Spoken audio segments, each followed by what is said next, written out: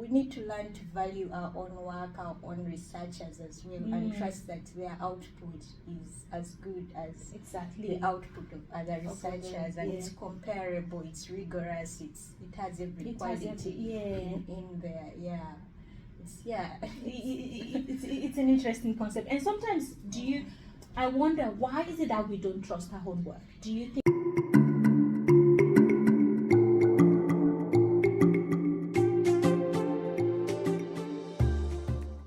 Hello everyone, and welcome to Academic Research Logs. Today I've got Tracy with me, and Tracy is going to be talking to us about some of our experiences of doing a PhD and ongoing PhD as well. So I'm going to allow you to introduce yourself to us and tell us a bit about your area, and we're just going to talk generally about your experiences, if that's okay. Okay. Yes. Well, thanks for having me. Absolutely. No, thank you, Tracy. I'm glad to be here. Thank you. So I'm Tracy Kakio, and I'm from Uganda. It's a small country in East Africa, and so I came to Australia to pursue my PhD. Yeah. But also had been here in 2015 to do the masters, and then I went back home and I worked, tried the applications, and eventually I got in, and so I came back in 2020 to start the PhD journey. Cool.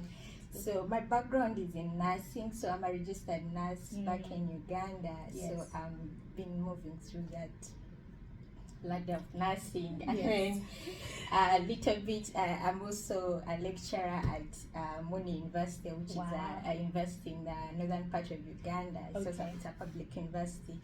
So within that we do of course teaching research for the nursing students there, and also do their clinicals and clinical supervision in the public hospital in that area. So I've mainly moved through teaching, and which has to have some clinical practice, but the load is more to teaching and research. So teaching and research. Some clinical practice. So that's mainly my background. What am I researching on? Currently I'm working on supportive relationships for nurses and midwives, specifically those working in the clinical area in the hospitals. So the ones I'm focusing on, and one of the supportive relationships that is common in the literature is mentoring. So I'm exploring their mentoring experiences, their challenges, mentoring is known to be positive, like you're supporting another nurse. Yes, that's right. Through their career, but interesting findings, it can be a very negative experience. That's very true. So, it's interesting when we think about our profession as nurses, where we're meant to be the nurturer, the carer. That's the shocking bit with nursing, is we are so caring, we are so nurturing to the patient, but it doesn't translate well when it comes to nurse relationships. It's totally the opposite of what usually nursing, not total opposite, but like when you find an opposite finding, like a negative experience, it's fairly surprising considering what our core is to practice. And then I think it's interesting that there are the Western literature also emphasizes that, and it's good to see that it's not just confined to one place, it's everywhere, isn't it? Yes, and that's part of it with when you come to do research in Africa, and you find lots of these things are happening within our environment, and we just take them for granted, and we don't say let's study them, and because it might be a common concept, but then it's experienced totally different in a setting like ours. So because we are very rich in culture, and we really, like, everything is through the lenses of our culture. That's right. So when you look at hierarchies and look at how we demonstrate respect for others and see how those affect how we relate with one another, you'd find lots of work in there that's been untapped into. That's very true. And I think I like that point that you're making about the fact that the research that we do in the Western culture doesn't always apply to us, isn't it? And I think that's a good point. Yeah, it doesn't. And I mean, when you're like an upcoming PhD student, or you're thinking of topics, like my first was mentoring. Everybody would wonder, what are you? But when you're getting even something as basic as the tools that are being used to measure what mentoring is, you'll be surprising when you use that tool for your setting and it doesn't work at all. It's giving you findings that are upside down, and then you have to have that chat with your supervisor. Why are your findings looking like this? Did you really interpret them well? But you did. It's just that the context is so different that it affects what you go, what you do, what the outcome and everything. And it's important to have it out there so that people can know that these things are happening. They're just happening differently for us. Absolutely. And I think another thing that I also found is, for example, let me use Nigeria for example. Nigeria is one of the most populous African country, and we only produce, I don't know, this amount of research on 2 or whatever, or maybe it's gone up about maybe less than 1, 2, 3. I don't know how much exactly, but very minute amount. And imagine if we're basing whatever we're doing on research. I wonder where it's coming from, and no wonder we're still not getting to where we're supposed to get to. Yeah. And we, like, if you look at Nigeria, I think in the statistics in the media, it's like reflected as a very educated country. Like, too many people are educated. Yes. And if you see, these people are producing research reports, yes. But we are not appreciating it in policy. Thank you. And then we're adapting these policies that were not meant for us. Thank you, isn't it? They just won't work for us. Clearly. And one of the last log that I did was spoken to a lecturer from Nigeria, was saying that one of the barriers was we don't appreciate research done by us and for us. If someone else comes from a Western country and does the research, suddenly it's good. It's good. It has value. It has value. Yeah. It's shocking. I mean, I was having a chat also with my friend, and she was trying to write, I think, a background section of an article. Yeah.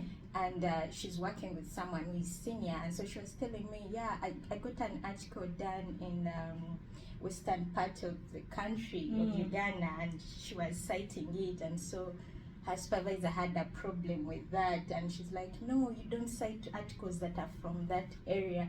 But I'm like, what do you mean? This is the closest you get to the picture of what Uganda is.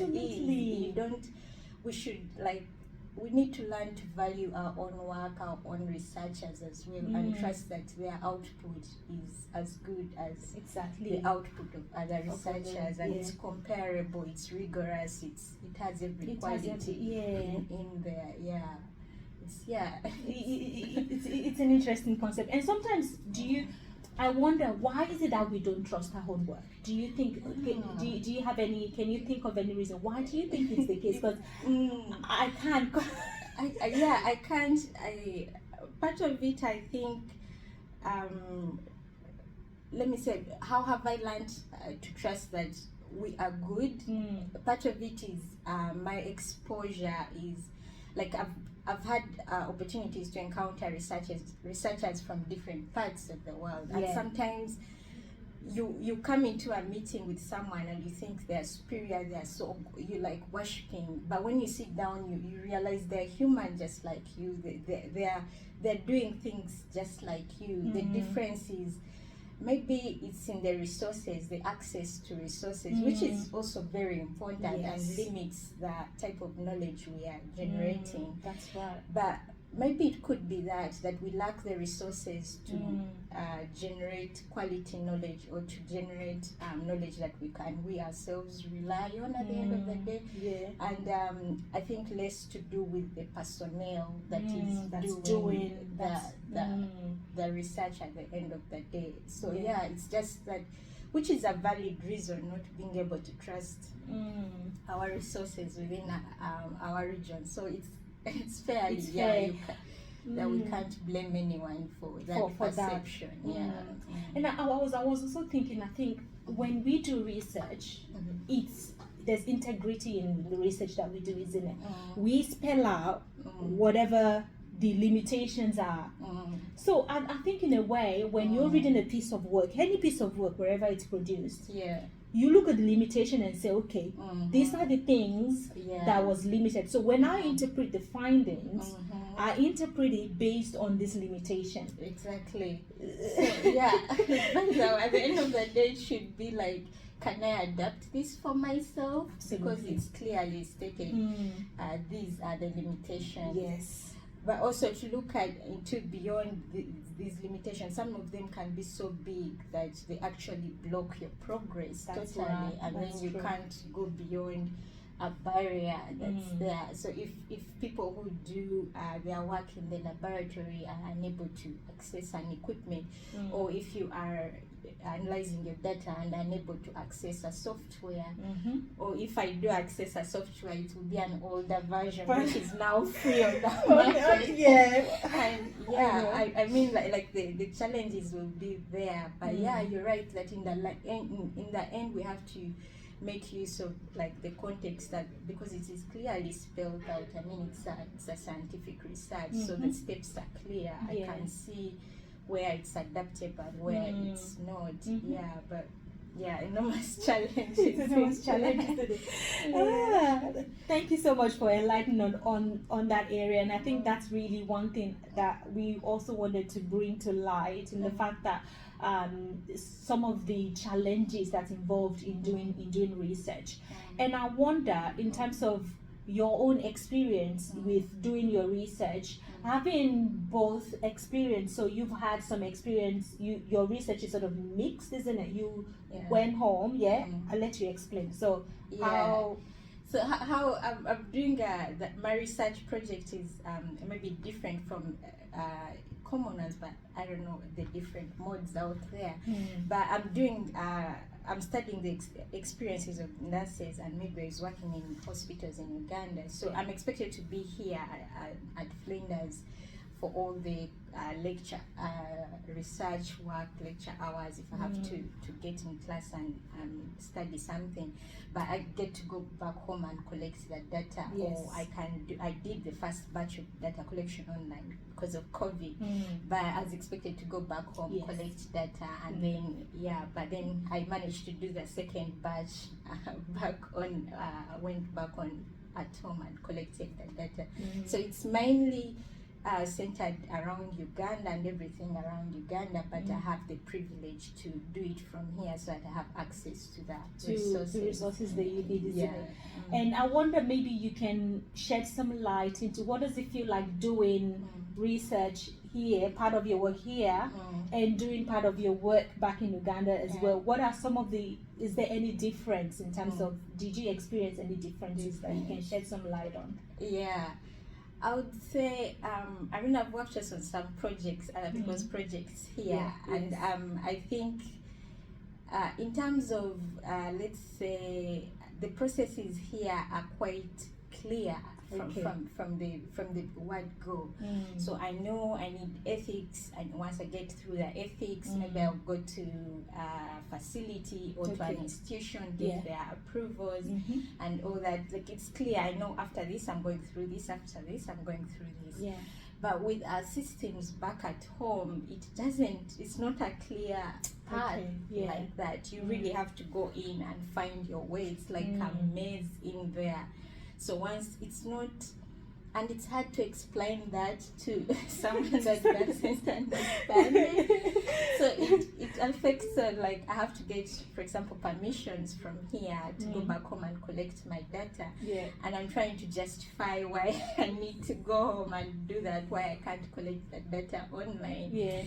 I mean, it's in our system, even just to access a participant, especially if they are big person hierarchy wise, they are big politician or they are big policy person in nursing or anything. I mean, unless you go into their office and say and explain yourself and present yourself, and for some of them it's where did we meet, have I known you from somewhere? So it's not really an easy access, like I'll send you an email and you'll send me an invite for an online call or something, but it's not easy. So it's a system that you have to get in there and find your way. And sometimes you have to be on ground to find your way. Yeah, you can't do it up in the air or in the cyberspace. And I think it's that culture, isn't it? Because you imagine a professor in Africa is a professor. You know, by all means, a chief executive officer of nursing is a chief executive officer of nursing. You know, I mean, I remember, you know, would be working the corridor with my manager, or my manager would roll their sleeves up sometimes, and we're doing the hard yards together here, but which might not always translate. So it's that culture, the way we view elders, the way we view people who are empowered. It's not always the same. Culture thing in there. And it takes long when you talk of like sending someone an email. Is it like, how respectful is that considered to be? Rather than you showing up in person and showing how humble you are. And maybe getting on your knees if you are from the Yoruba culture. I know. And having that moment of greeting and you're bowing, and maybe those are the little things that are going to win them over to you and grant you a slot in their busy schedule. That's right. Which you all can't express in an email. You may be mistaken to be arrogant, like you're a PhD candidate from Australia, and you think you can come here and just and order us around, and yet it was a plain request that was. So some of those little things kind of like nuances of different terrains, different culture. So those are some of the differences. Thank you so much for providing us with your experiences, and I am so glad that we were able to shed some light into this area. Good luck with everything. Thank you. Thanks for having me. Absolutely. Thank you so much for your good time. chance to have. I believe, like, I wish someone had talked to me about the whole experience of and what it would be. But it's good to have these chats. And hopefully we can, you know, assist other people who will come in and can see some of the differences and challenges, maybe to anticipate those things as well. I appreciate your time. Thank you so much. Thank you so much. All right, bye.